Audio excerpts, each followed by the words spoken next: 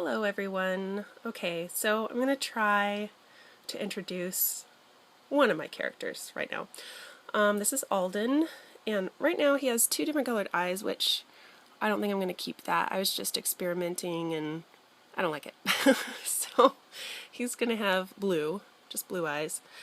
And there's a reason for his disheveled appearance.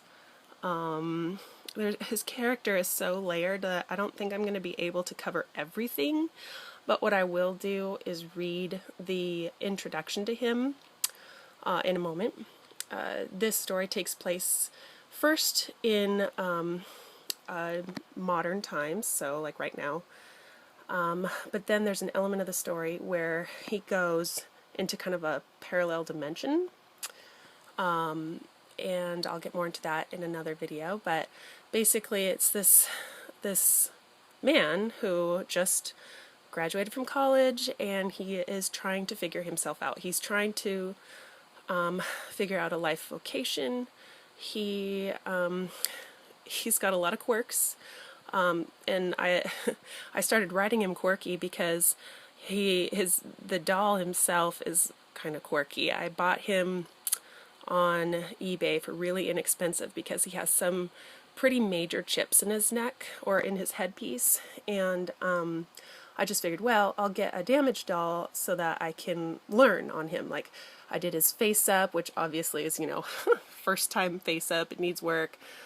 He is an art work in progress, but he, as a result of his neck issue, he's always kind of slouching.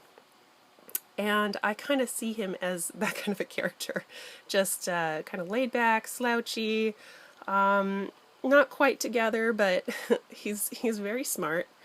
And I'll just read this intro really fast. Hopefully it won't get too long to give you an idea of who this guy is. It starts in modern times, and I set it in June 2012. So I'll start reading. An ocean breeze calmly swept past a processional of bagpipers as the sound of waves gently breaking on the sand played a counter-melody with the wind. Aalden sat silently in a sea of faces as all eyes watched the front of the stage. It was a beautiful day, both warm and sunny. The sky was a flawless ombre blue, first dark and then fading to a light aqua as it bent down to the deep waters below. He listened as the professor and keynote speaker gave his speech introducing the new college graduates.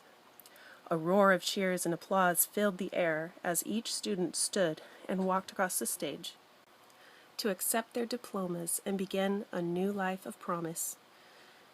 In all his life, it had been his dream to come to this place, to go to this school in the majestic hills of Malibu. He had never been born to privilege. In fact, he didn't even know who his biological parents were. All he did know was that he was found in a little wicker basket with handles in front of a small home for orphan children in need of foster care.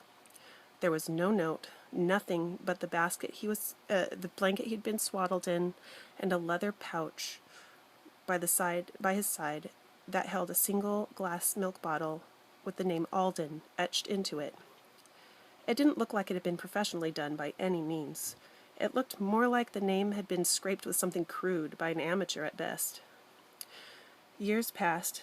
His whole life had been spent in and out of foster homes until one day an elderly couple, who never could have children, fell in love with this little rascal of a teenage boy.